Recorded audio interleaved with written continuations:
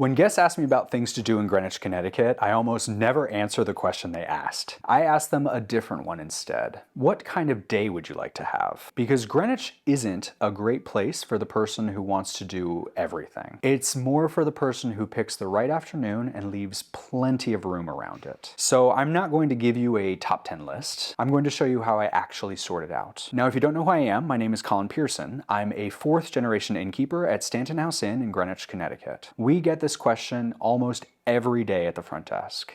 And here's what I've learned from sending a lot of people out into town. The ones who come back happiest didn't see the most. They picked 2 or 3 things and gave themselves room to meander. And that is the premise of this. Here's the mistake I see more than a few people make. They treat Greenwich attractions like a checklist.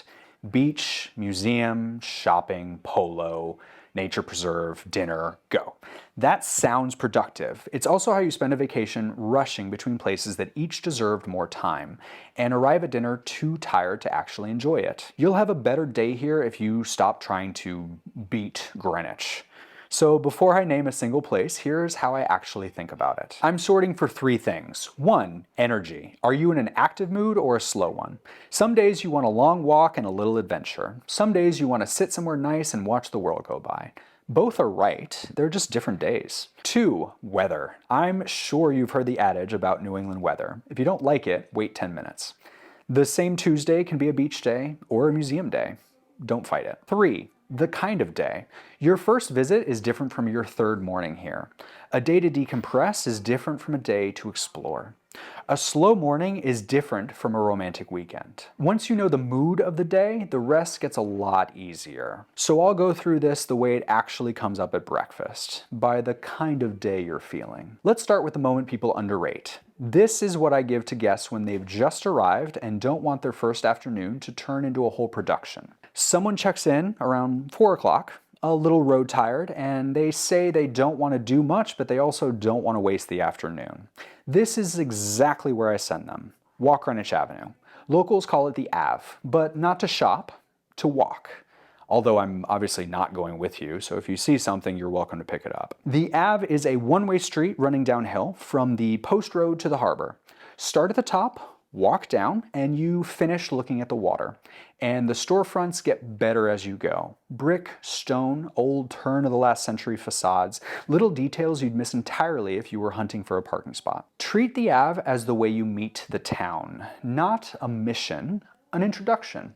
I know people from Bedford and the towns just inland who drive into Greenwich just to walk their dog on the avenue, because it's a prettier place to be on an ordinary day. And before you go, get a coffee right next door to us at Coffee for Good.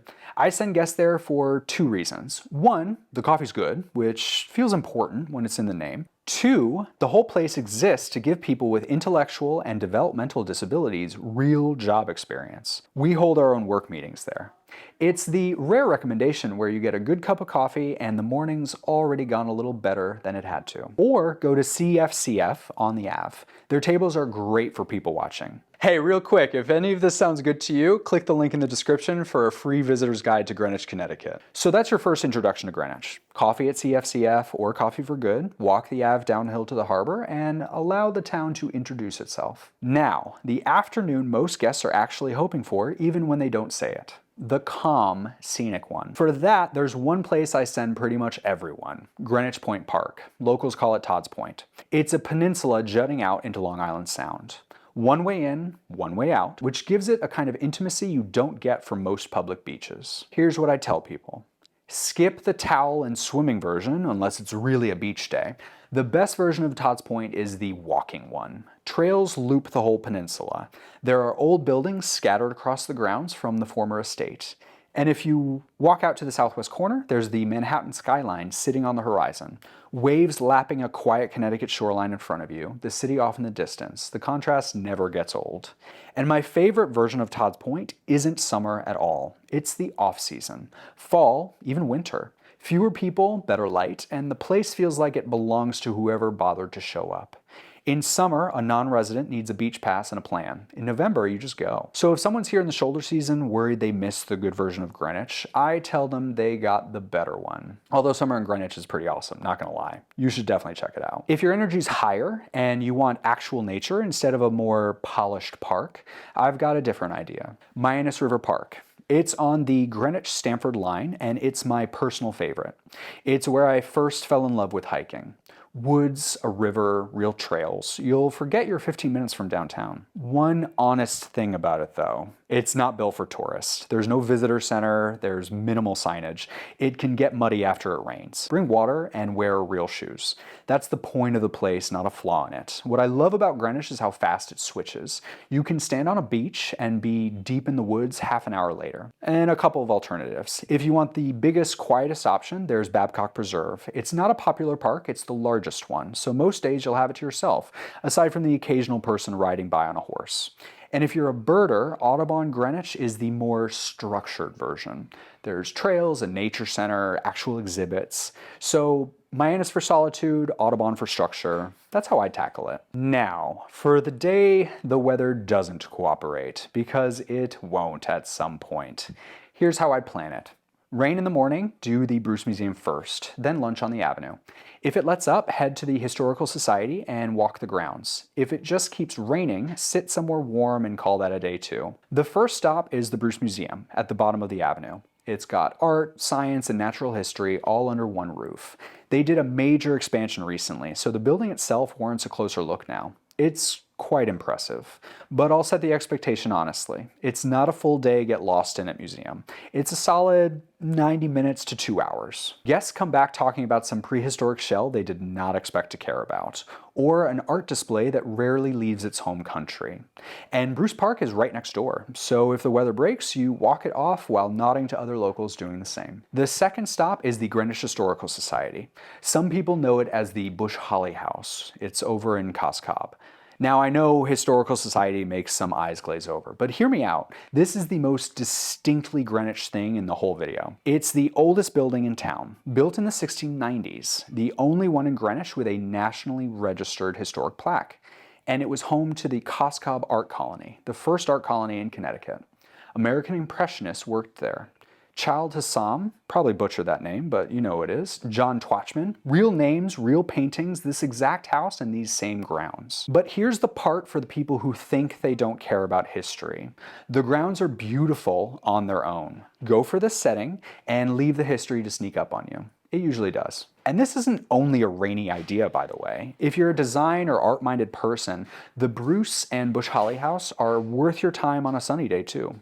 There's even a little self-guided art walk the town put together on the avenue itself. A few large murals on the old buildings with QR codes that pull up the building's history as you go. 30 minutes and suddenly the Ave stops looking like it's just shops. Here's the one almost nobody asks about, which is exactly why I bring it up. There's a small ferry that leaves from the Arch Street dock, about a 5-minute walk from Greenwich Avenue. It runs out to Island Beach, a little town-owned island in the Sound. 10 minutes on the water and you're there. It's a small beach. There's water, there's sand, and there's really not much to accomplish. Not much out there anyway. On purpose. And that's the whole appeal. You take a ferry boat to an island, you spend a couple hours where the only agenda is the tide, and the church steeples of Greenwich sit on the horizon behind you. I can't think of another moment in town that feels quite like that one. It runs summer only, by the way, and the schedule shifts a bit year to year, so check it before you build a day around it. But when it's running, it's the recommendation guests come back and thank me for. Always. And if the timing happens to line up, there's another thing that's pure Greenwich. The Polo. Greenwich Polo Club runs matches on summer Sundays. And I'll be straight with you. I can't explain the rules of polo, but you don't need me to. That's not why you go. You go for the Sunday atmosphere. Bring a blanket, make an afternoon of it, and watch horses thunder up and down a field. Guests with zero interest in the sport come back saying it was the best afternoon of the trip. It's not stuffy, it's a lawn party with horses, which is, to be frank, better. So if you're here on the right Sunday in season, it's worth rearranging your day for. If you're not, don't force it. It'll be there next time. That's the rule for most seasonal things. Wonderful if the calendar hands it to you, not worth contorting a trip around. Now a few honest notes, the way I'd give them at the front desk or at the lounge or at breakfast. First, don't stack 4 of these into one day. 2 anchors and a coffee is a good day here. 3 is a full one. 4 is a chore you paid for, unless the 4th is dinner, which is a different video. Second, don't judge the avenue by a summer Saturday afternoon and decide Greenwich is too crowded. That's the one version that loses a bit of its charm. Come back on a Tuesday morning and you'll think it's a completely different town. Third, don't pick the culture day when you come for the outdoors, or the other way around. I've done it. You spend the whole museum visit looking out the window at perfect weather, thinking about the trail you skipped. At the same time, there's no shame in deciding that an air-conditioned museum sounds better on a hot summer day than muggy, buggy trails. The mistake most people make here is confusing the famous thing with the right thing. They're not always the same. And one bonus, if you've got a car and a free hour, just drive north. Riversville Road, Round Hill Road, North Street.